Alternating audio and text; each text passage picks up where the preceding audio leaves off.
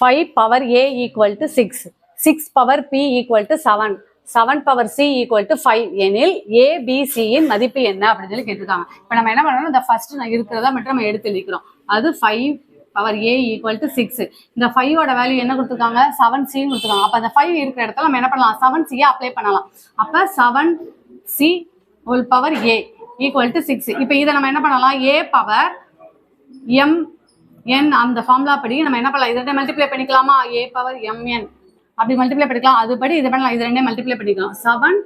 7ca equal to 6. இப்போ நமக்கு என்ன கொடுத்துருக்காங்கன்னா, இப்போ வந்து இந்த 7 எந்த இடத்துல இருக்கு, இந்த இருக்கு 7 இருக்க இடத்துல நம்ம என்ன பண்ண போறோம், 6b அப்ளை பண்ண போறோம். அப்ப 6bca ஈக்குவல் டு 6. இது மூணு மல்டிப்ளை பண்ணிக்கலாமா.